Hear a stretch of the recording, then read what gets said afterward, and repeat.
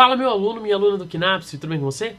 Nessa aula, a gente vai falar um pouquinho sobre o celoma e como que a gente vai usar esse celoma para classificar os diferentes grupos animais. Antes que a gente possa entrar, então, nessa classificação dos tipos de celoma e na classificação dos animais a partir do seu tipo de celoma, a gente vai lembrar um pouquinho o que é esse celoma.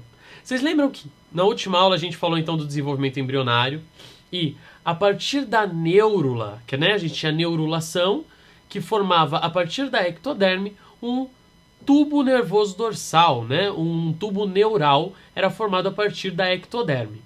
Depois disso, a mesentoderme, que era um único tubo de mesentoderme, emitia 3 projeções.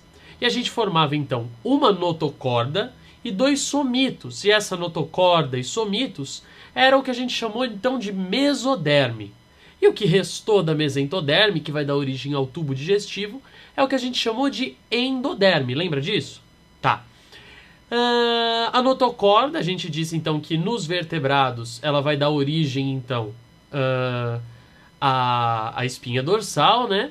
E nos protocordados ela ia se sustentar, ela ia se manter e ia dar sustentação ao corpo.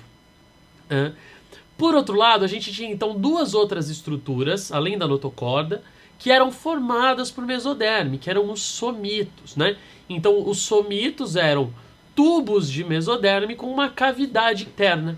E essa cavidade interna a gente chamou de celoma.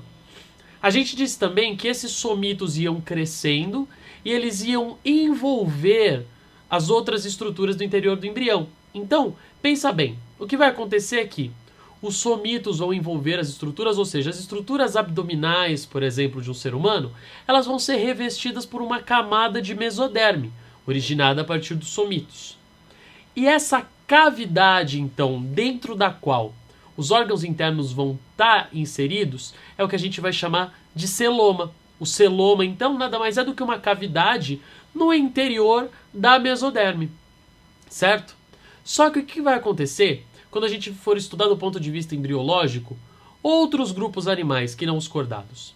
Nós vamos ter diferentes tipos de cavidades corporais que podem ou não ser revestidas por essa mesoderme. Então, tem que ter em mente que celoma só vai ser uma cavidade corporal que é revestida em toda a sua extensão por mesoderme. Qualquer outra coisa que não for revestida por mesoderme, a gente não vai chamar de celoma, tá bom? Então, a gente vai poder dividir os animais, em primeiro lugar, nos celomados, que são os que têm celoma, e nos acelomados, que não têm celoma. Agora, presta atenção numa coisa. Se eu estou dizendo que o celoma é uma cavidade no interior da mesoderme, é fundamental para que o animal seja celomado que ele tenha mesoderme, concorda? Então, a classificação entre celomados e acelomados só vai ser possível em animais triblásticos. Triblásticos são aqueles animais que têm 3 folhetos embrionários, então ectoderme, mesoderme e endoderme. Os animais diblásticos, e aqui eu estou falando dos celenterados, eles só têm ectoderme e endoderme, eles não têm mesoderme. Se eles não têm mesoderme, obviamente, eles não podem ser classificados quanto ao seu tipo de celoma ou quanto celomados ou acelomados. Podemos até dizer que eles são acelomados, porque não tem celoma. Mas é meio esquisito, porque eles não têm nem mesoderme. Então a gente vai começar a considerar se os animais são celomados, acelomados, ou então a gente ainda vai ver um outro tipo que são os pseudocelomados, a partir dos plateumintos, que são animais triblásticos. E aí eu coloquei um esquema de um corte de um plateuminto para vocês verem aí no slide, olha só. O que vai acontecer nesse plateuminto? Vocês percebem que eu fiz um corpo meio achatado aqui, olha. E mais externamente a gente tem uma ectoderme. Mais internamente, uma endoderme, dentro dessa endoderme, a cavidade digestiva. Percebam aqui, olha lá, que a mesoderme preenche todo o interior desse organismo. Não existe uma cavidade dentro da mesoderme. Então a gente vai dizer que os plateumintos são seres acelomados. E justamente por não ter essa cavidade interna é que eles são achatados. Os nemateumintos vão passar a ser de que forma? Olha só. eles passam a ter uma cavidade interna que é preenchida por líquido. E essa pressão hidrostática do líquido dentro do corpo do nemateuminto vai fazer com que ele tenha esse formato cilíndrico, vai ser capaz de sustentar esse formato cilíndrico, tá certo?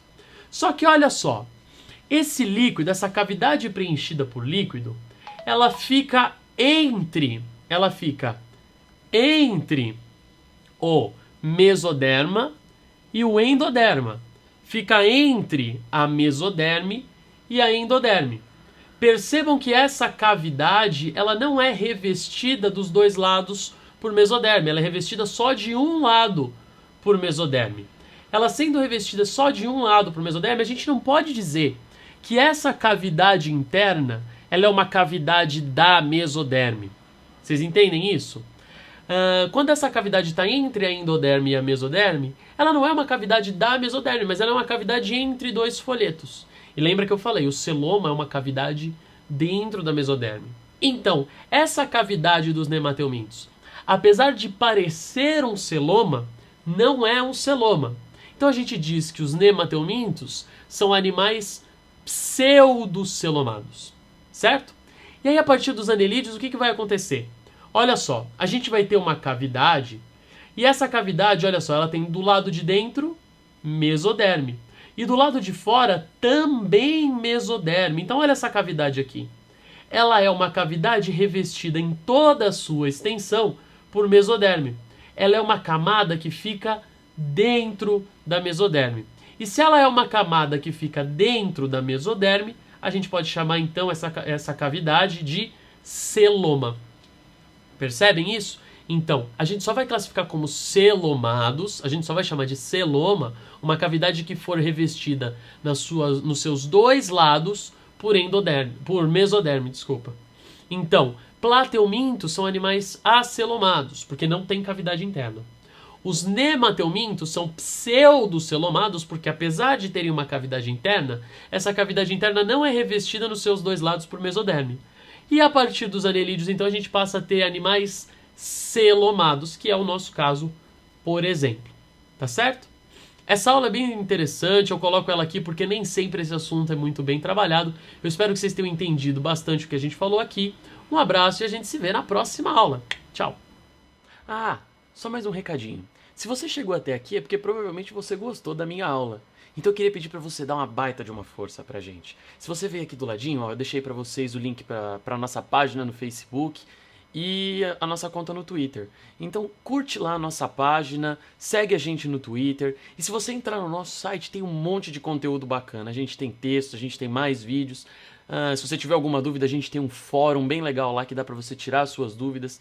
Então dá essa força pra gente, compartilha com seus amigos esse nosso trabalho e vamos fazer esse projeto crescer cada vez mais. Um abraço!